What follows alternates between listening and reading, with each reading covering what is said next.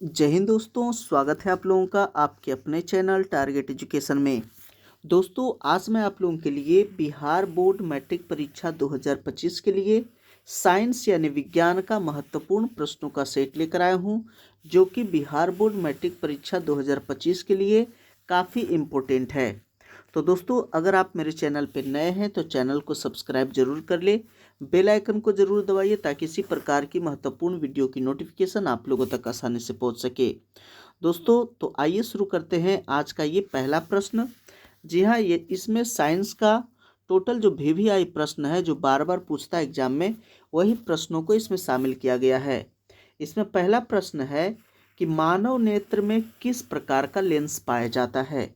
जी हाँ दोस्तों, मानव नेत्र में किस प्रकार का लेंस पाया जाता है।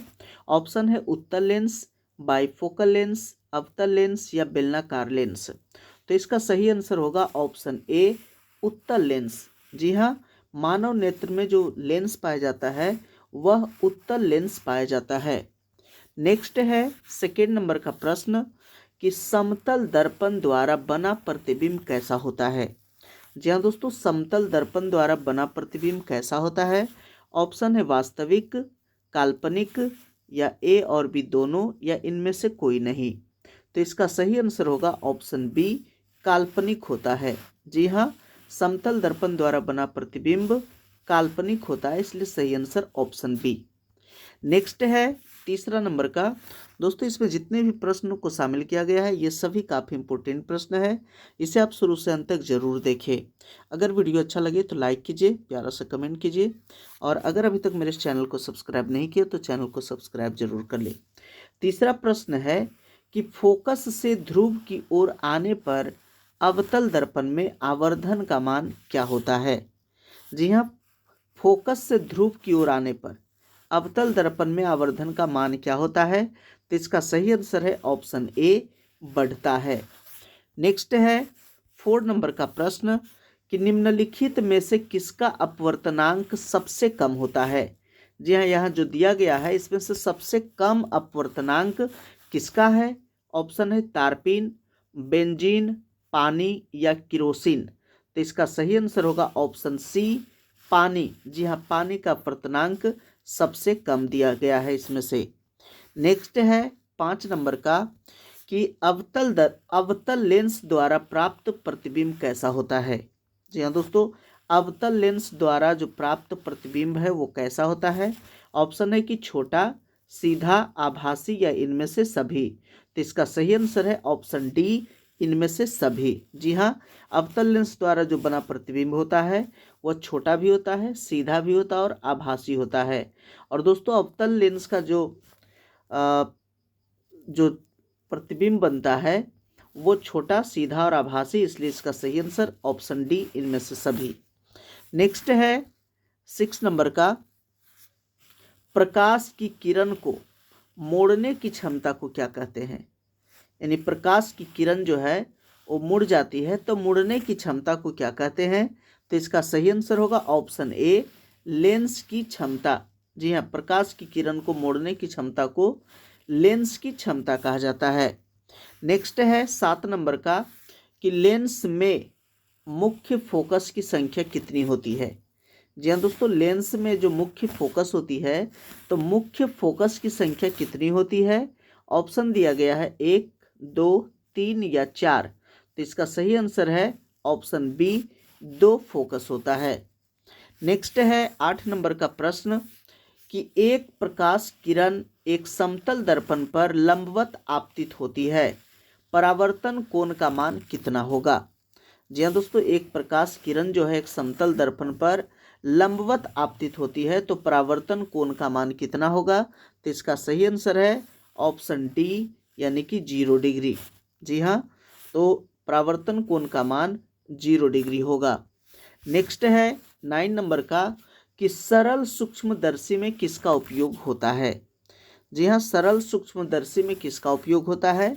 ऑप्शन है अवतल दर्पण, उत्तल दर्पण, अवतल लेंस या उत्तल लेंस। तो इसका सही आंसर है ऑप्शन डी, उत्तल लेंस।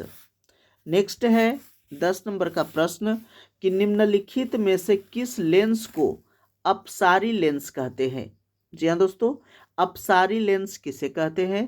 तो इसका सही आंसर है ऑप्शन ए, अवतल लेंस को। जी हाँ, अवतल लेंस को अपसारी लेंस कहा जाता है, जबकि उत्तल लेंस को अभिसारी लेंस कहा जाता है। जी हाँ, उत्तल लेंस को अभिसारी और अवतल लेंस को अपसारी लेंस कहा जाता है। नेक्स्ट है 11 नंबर का प्रश्न कि निम्नलिखित में से किस दर्पण द्वारा किसी वस्तु का आभासी प्रतिबिंब मिल सकता है? जी हाँ, किस दर्पण का किसी वस्तु का आभासी प्रतिबिंब मिल सकता है? ऑप्शन है समतल दर्पण, उत्तल दर्पण, अवतल दर्पण या इनमें से सभी। तो इसका सही आंसर है ऑप्शन डी, इनमें से सभी। जी हाँ, इनमें से सभी के द्वारा आभासी प्रतिबिंब मिल सकता है। नेक्स्ट है 12 नंबर का कि आकाश का रंग नीला होना किस परिघटना का परिणाम है? जी हाँ, आकाश का रंग नीला होना किस परिघटना का परिणाम है? ऑप्शन है परावर्तन, अपवर्तन, प्रकीर्णन या इनमें से कोई नहीं। तो इसका सही आंसर हो जाएगा ऑप्शन सी, प्रकीर्णन। जी हाँ, प्रकीर्णन के कारण ही आकाश का रंग नीला दिखाई पड़ता है। नेक्स्ट है 13 नंबर का प्रश्न कि विरल माध्यम से सघन माध्यम में पाई जाती हुई विरल माध्यम से सघन माध्यम में जाती हुई किरण मुड़ जाती है तो किधर मुड़ती है? तो इसका सही आंसर होगा ऑप्शन ए, अभिलंब की ओर। जी हाँ, तो देखिए यहाँ इसमें क्या घटना घटता है कि मान लिया जाए कि ये जो है नीचे जो माध्यम दिया गया है ये सघन माध्यम है। जी हाँ, ये सघन माध्यम है, यानी कि ये मान लेते हैं कि जल है, और ऊपर का जो माध्यम है ये हवा है, तो हवा जो है विरल माध्यम है। अगर यहाँ से अगर इस पर लंब अगर डालते हैं और अगर यहाँ विरल माध्यम से अगर सघन माध्यम में, प्रश्न कहता है कि विरल माध्यम से सघन माध्यम में अगर जाती हुई किरण मुड़ जाती है तो किधर मुड़ती है? तो अगर विरल माध्यम से अगर इस साइड से अगर कोई किरण आ रही है, अगर कोई किरण आती है इस साइड से, जी हाँ, तो वो उसे जाना चाहिए, इधर जाना चाहिए, लेकिन वो क्या होता है कि वो मुड़ जाता है अभिलंब की ओर, इस साइड मुड़ जाता है। तो इसलिए हम कहते हैं कि विरल माध्यम से जब सघन माध्यम में किरण आती है तो अभिलंब की ओर मुड़ती है। जी हाँ, ये जो अभिलंब है तो किरण जो है अभिलंब की ओर मुड़ जाती है। नेक्स्ट है 14 नंबर का प्रश्न कि निम्नलिखित में से किस लेंस की फोकस दूरी धनात्मक होती है? जी हाँ, किस लेंस की फोकस दूरी धनात्मक होती है? ऑप्शन है उत्तल लेंस, समतल अवतल लेंस या इनमें से कोई नहीं। तो इसका सही आंसर है ऑप्शन ए, जी हाँ, उत्तल लेंस। नेक्स्ट है 15 नंबर का प्रश्न कि किस दर्पण में हमेशा आभासी और छोटा प्रतिबिंब बनता है? जी हाँ, कौन सा दर्पण में हमेशा आभासी और छोटा प्रतिबिंब बनता है? तो इसका सही आंसर है ऑप्शन बी, उत्तल दर्पण में। जी हाँ, और उत्तल दर्पण का प्रयोग हम लोग गाड़ी मोटर में पीछे देखने के लिए करते हैं साइड मिरर के रूप में। जी हाँ, साइड मिरर के रूप में जो मिरर का प्रयोग होता है वो उत्तल दर्पण का प्रयोग होता है। नेक्स्ट है 16 नंबर का कि गोलीय दर्पण के ध्रुव और फोकस के बीच की दूरी को क्या कहते हैं? जी हाँ, गोलीय दर्पण है उसके ध्रुव और फोकस के बीच जो दूरी है उसको क्या कहते हैं? तो इसका सही आंसर होगा ऑप्शन बी, उसे फोकसांतर कहते हैं। जी हाँ, फोकसांतर कहते हैं। नेक्स्ट है 17 नंबर का कि हजामत बनाने के लिए प्रयोग किया जाता है। जी हाँ, हजामत दाढ़ी बनाने के लिए या हजामत बनाने के लिए किसका प्रयोग किया जाता है? ऑप्शन है उत्तल दर्पण, अवतल दर्पण, समतल दर्पण या उपर्युक्त तीनों का। तो इसका सही आंसर हो जाएगा ऑप्शन बी, जी हाँ, अवतल दर्पण का प्रयोग करते हैं। और यह प्रश्न बार बार पूछा जाता है कि दाढ़ी बनाने के लिए या हजामत बनाने के लिए किस दर्पण का प्रयोग किया जाता है? तो अवतल दर्पण का। नेक्स्ट है 18 नंबर का प्रश्न कि नेत्र में प्रवेश करने वाली प्रकाश किरणों का अधिकांश अपवर्तन कहाँ होता है? जी हाँ दोस्तों, नेत्र में जो प्रवेश करने वाली किरण होती है उसका अधिकांश अपवर्तन कहाँ होता है? तो इसका सही आंसर हो जाएगा ऑप्शन सी, दृष्टि पटल के बाहरी पृष्ठ पर। नेक्स्ट है 19 नंबर का, कुछ बादलों का रंग उजला क्यों होता है? जी हाँ, कुछ बादल आकाश में उजला दिखाई देता है, तो कुछ बादलों का रंग उजला क्यों होता है? तो इसका सही आंसर है ऑप्शन बी, प्रकीर्णन के कारण। नेक्स्ट है 20 नंबर का प्रश्न कि सामान्य नेत्र के लिए दूर बिंदु क्या है? जी हाँ दोस्तों, सामान्य नेत्र के लिए दूर बिंदु क्या है? तो इसका सही आंसर है ऑप्शन डी, अनंत। जी हाँ, जो सामान्य नेत्र होता है उसका दूर बिंदु जो है वह अनंत होता है, जबकि निकट बिंदु जो होता है वह 25 सेंटीमीटर होता है। नेक्स्ट है 21 नंबर का, ये जो टोटल प्रश्न था ये सभी फिजिक्स का था, 20 प्रश्न। अब आगे देखेंगे जो 20 प्रश्न वो होगा बायोलॉजी का। तो 21 नंबर का जो प्रश्न है वह है, पौधों में जाइलम द्वारा पदार्थों का स्थानांतरण होता है तो कहाँ होता है, किस ओर होता है? तो इसका सही आंसर है ऑप्शन बी, यानी कि ऊपर की ओर होता है। या दोस्तों, पौधा में जो होता है वो दो प्रकार का उत्तक, एक जाइलम होता है, जाइलम, और दूसरा जो होता है वो होता है फ्लोएम। जी हाँ, एक जाइलम और दूसरा फ्लोएम। तो जाइलम जो होता है वो जड़ से पानी को ऊपर की ओर ले जाता है, और फ्लोएम जो होता है वो भोजन को ऊपर से नीचे की ओर लाता है और नीचे से भी ले जाने का काम करता है। लेकिन जाइलम जो होता है वो हमेशा जड़ से पानी खनिज लवण को ऊपर की ओर पहुंचाता है, इसलिए सही आंसर है ऑप्शन बी, ऊपर की ओर।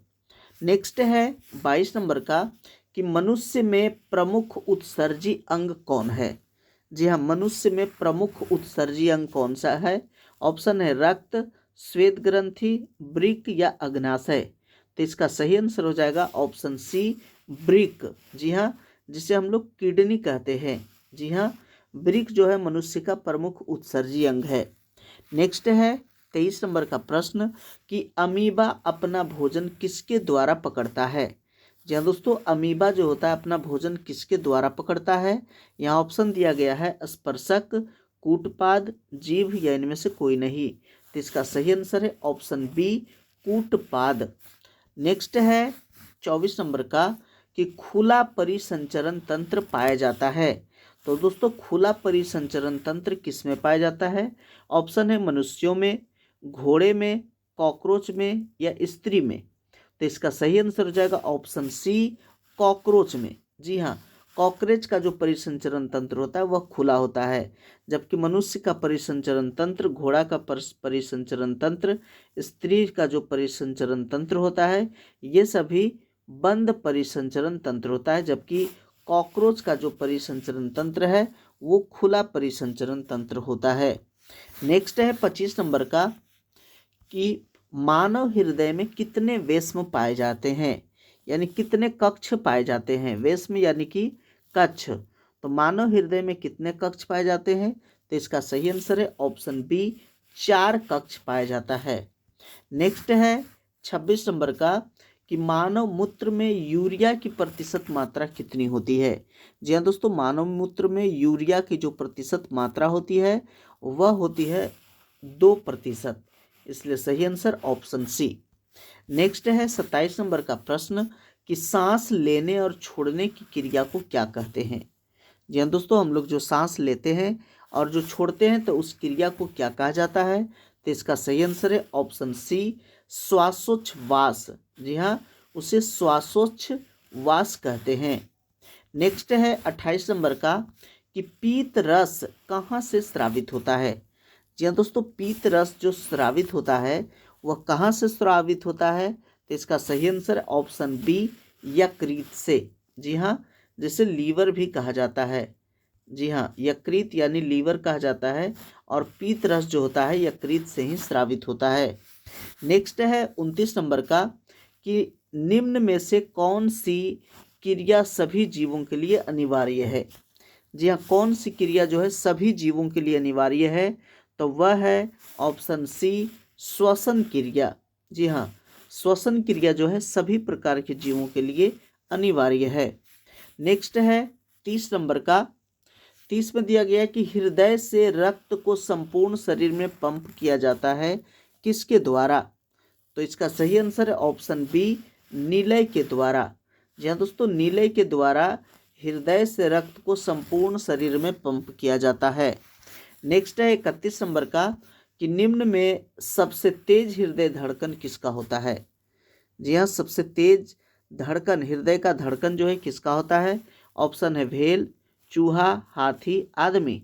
तो इसका सही आंसर है ऑप्शन बी, चूहा। जी हाँ, चूहा का जो हृदय का धड़कन होता है वो सबसे तेज होता है। नेक्स्ट है 32 नंबर का कि कौन सी बीमारी श्वसन तंत्र से संबंधित है। जी हाँ दोस्तों, कौन सी बीमारी जो है वह श्वसन तंत्र से संबंधित है। ऑप्शन है डायरिया, निमोनिया, मलेरिया, मधुमेह। तो इसका सही आंसर है ऑप्शन बी, निमोनिया। और यह निमोनिया जो है बच्चों में ज़्यादा होता है और श्वसन क्रिया करते समय घरघराहट आता है। तो श्वसन से संबंधित जो बीमारी है वह है निमोनिया। नेक्स्ट है 33 नंबर का कि मनुष्य के श्वेत रक्त कोशिकाओं की जीवन अवधि कितनी होती है। जी हाँ, मनुष्य में जो श्वेत रक्त कोशिका पाया जाता है उसका जीवन अवधि कितनी होती है। तो इसका सही आंसर है ऑप्शन ए, 12 से 20 दिन तक। नेक्स्ट है 34 नंबर का कि आहार नाल का सबसे लंबा भाग कौन सा है। जी हाँ दोस्तों, आहार नाल का सबसे लंबा भाग कौन सा है। तो इसका सही आंसर हो जाएगा ऑप्शन सी, छोटी आंत। जी हाँ, नाम इसका छोटी आंत है लेकिन यह सबसे लंबा भाग है। जी हाँ। नेक्स्ट है 35 नंबर का कि रक्त का कौन सा अवयव रक्त स्राव को रोकने में मदद करता है। जी हाँ, रक्त का कौन सा अवयव होता है जो रक्त स्राव को रोकने में मदद करता है। ऑप्शन है लसिका, प्लेटलेट्स, प्लाज्मा या इनमें से कोई नहीं। तो इसका सही आंसर हो जाएगा ऑप्शन बी, प्लेटलेट्स। नेक्स्ट है 36 नंबर का कि मूत्र का पीला रंग किस वर्ण के कारण होता है। जी हाँ दोस्तों, मूत्र का जो पीला रंग होता है वो किस वर्ण के कारण होता है। तो इसका सही आंसर है ऑप्शन बी, यूरोक्रोम के कारण। नेक्स्ट है 37 नंबर का कि मस्तिष्क का कौन सा भाग गंध पहचानने का केंद्र होता है। जी हाँ, मस्तिष्क का कौन सा भाग है जो गंध को पहचानने का केंद्र होता है। तो इसका सही आंसर है ऑप्शन बी, अग्र मस्तिष्क। नेक्स्ट है 38 नंबर का कि मनुष्य के शरीर की सबसे बड़ी ग्रंथि कौन सी है। जी हाँ दोस्तों, मनुष्य के शरीर की सबसे बड़ी ग्रंथि कौन सा है। ऑप्शन है लीवर, अग्नाशय, अंडाशय, एड्रिनल। तो इसका सही आंसर जाएगा ऑप्शन ए, लीवर। नेक्स्ट है 39 नंबर का दांत की सबसे ऊपरी परत को क्या कहते हैं। जी हाँ, दांत का जो ऊपरी परत होता है उसे क्या कहते हैं। ऑप्शन है डेंटाइन, इनामेल, अस्थि, क्राउन। तो इसका सही आंसर है ऑप्शन बी, इनामेल। नेक्स्ट है 40 नंबर का कि मस्तिष्क का कौन सा भाग शरीर की स्थिति तथा संतुलन का अनुरक्षण करता है। जी हाँ दोस्तों, ये जो मस्तिष्क का कौन सा भाग होता है जो शरीर की स्थिति तथा संतुलन का अनुरक्षण करता है। तो इसका सही आंसर होगा ऑप्शन सी, अनुमस्तिष्क। जी हाँ, अनुमस्तिष्क। दोस्तों, ये आगे जो 41 से लेकर के जो प्रश्न दिया गया है ये सभी केमिस्ट्री का है। अगर आप मेरे चैनल पर नए हैं तो चैनल को सब्सक्राइब जरूर कर लें, बेल आइकन जरूर दबाइए ताकि इसी प्रकार की महत्वपूर्ण वीडियो की नोटिफिकेशन आप लोगों तक आसानी से पहुंच सके। तो आइए देखते हैं 41 नंबर का प्रश्न कि निम्नलिखित में से किस धातु को किरोसिन तेल में डुबा कर रखते हैं। जी हाँ, किरोसिन तेल में किसको डुबा करके रखते हैं। मैग्नीशियम, सोडियम, मरकरी या टंगस्टन को। तो इसका सही आंसर है ऑप्शन बी, सोडियम को। जी हाँ, सोडियम Na11 जो है यह जल के साथ अभिक्रिया करके विस्फोट करता है, इसलिए इसको किरोसिन तेल में रखा जाता है। नेक्स्ट है 42 नंबर का कि बॉक्साइट किस धातु का अयस्क है। जी हाँ, बॉक्साइट जो है वो किस धातु का अयस्क है। तो इसका सही आंसर है ऑप्शन सी, एल्यूमिनियम का। जी हाँ, एल्युमिनियम जो है उसका सबसे बेहतरीन ऑक्साइड जो है वह अयस्क जो है वह है बॉक्साइट। नेक्स्ट है 43 नंबर का कि निम्नलिखित में से कौन सी धातु साधारण ताप पर द्रव्य रूप में पाई जाती है। जी हाँ, कौन सी धातु जो है वो साधारण ताप पर द्रव रूप में पाई जाती है। ऑप्शन है लिथियम, लेड, मरकरी या सिल्वर। तो इसका सही आंसर है ऑप्शन सी, मरकरी। नेक्स्ट है 44 नंबर का कि निम्नलिखित में से कौन विद्युत का सुचालक है। जी हाँ, विद्युत का सुचालक कौन सा है? ऑप्शन है सल्फर, प्लास्टिक, आयोडीन या ग्रेफाइट। तो इसका सही आंसर है ऑप्शन डी यानी कि ग्रेफाइट। नेक्स्ट है 45 नंबर का कि निम्नलिखित में पीतल किसका उदाहरण है। जी हाँ, पीतल जो है किसका उदाहरण है? धातु, अधातु, मिश्र धातु या यौगिक। तो इसका सही आंसर है ऑप्शन सी मिश्र धातु। पीतल जो है वो तांबा और तांबा प्लस जस्ता से बनता है। जी हाँ, पीतल जो बनता है वो तांबा प्लस जस्ता से बनता है, इसलिए यह जो है मिश्र धातु है। नेक्स्ट है 46 नंबर का, किसी भी उदासीन विलयन का पीएच मान कितना होता है। जी हाँ, अगर कोई विलयन का पीएच मान अगर उदासीन है तो उसका पीएच मान कितना होगा। ऑप्शन है 5, 7, 14 या 0। तो इसका सही आंसर है ऑप्शन बी यानी कि 7 होना चाहिए। जी हाँ, उदासीन विलयन का पीएच मान 7 होता है, क्योंकि 7 से जब ज़्यादा होता है, 7 से प्लस जब होता है तो वह क्षारीय होता है, और 7 से अगर माइनस होता है तो वह अम्लीय होता है। इसलिए अगर उदासीन की बात किया जाए तो वह 7 है, इसलिए सही आंसर ऑप्शन बी। नेक्स्ट है 47 नंबर का कि निम्नलिखित अम्लों में से कौन प्रबल अम्ल है। जी हाँ, निम्नलिखित अम्ल में से कौन सा प्रबल यानी कि मजबूत अम्ल है। ऑप्शन है लैक्टिक अम्ल, एस्कॉर्बिक अम्ल, सल्फ्यूरिक अम्ल या फॉर्मिक अम्ल। तो सही आंसर ऑप्शन सी सल्फ्यूरिक अम्ल। नेक्स्ट है 40 नंबर या 48 नंबर का कि जल में घुलनशील भस्म क्या कहलाता है। काफ़ी इंपॉर्टेंट प्रश्न है कि जल में घुलनशील भस्म क्या कहलाता है। ऑप्शन है अम्ल, क्षार, लवण या इनमें से कोई नहीं। तो इसका सही आंसर होगा ऑप्शन बी यानी कि क्षार।